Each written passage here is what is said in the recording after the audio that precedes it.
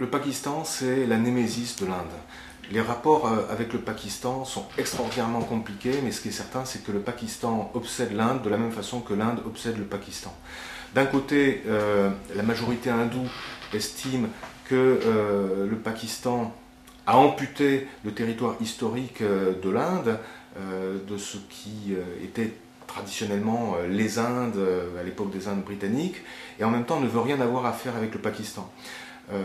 Les Indiens voient le Pakistan comme ce pays où on complote en permanence pour démembrer l'Union indienne et fomenter des attentats, ce qui n'est pas entièrement faux quand on sait que les services secrets pakistanais agissent de manière assez active pour entraîner des gens qui après vont fomenter des attentats en Inde. Mais cette obsession pour le Pakistan, qui s'accompagne de la part des dirigeants politiques d'une volonté d'apaiser la situation à la frontière et donc de négocier un modus vivendi, de trouver des accords de paix et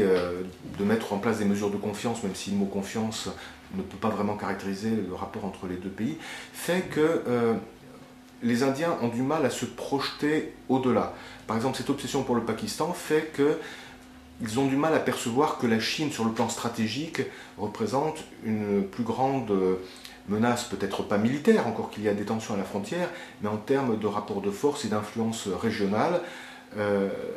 Dans les années 50, Nehru et sa sœur, qui était ambassadrice en Chine, voulaient parier sur la confiance avec la Chine maoïste. Et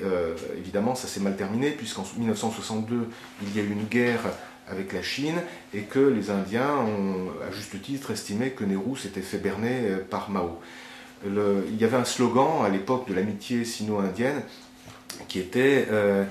Hindi Chini Bhai Bhai, ce qui veut dire l'Inde et Chine, c'est comme des frères ou comme des sœurs. Et c'était devenu Hindi Chini Bye Bye, au revoir, l'amitié sino-indienne. Aujourd'hui, à nouveau, l'Inde et la Chine sont dans un rapport un peu compliqué de coordination sur un certain nombre de questions et de rivalité stratégique qui se situe essentiellement sur le plan de l'influence. On le voit notamment en Afrique où la Chine a beaucoup d'avance sur l'Inde, mais où l'Inde essaie de se rattraper en s'appuyant sur ses fortes communautés dans les pays anglophones, mais aussi dans la marine, dans l'océan Indien et dans les rapports internationaux. Mais là aussi, la Chine a beaucoup d'avance, ne serait-ce que parce qu'elle a un siège au Conseil de sécurité et que l'Inde aspire toujours à en avoir un.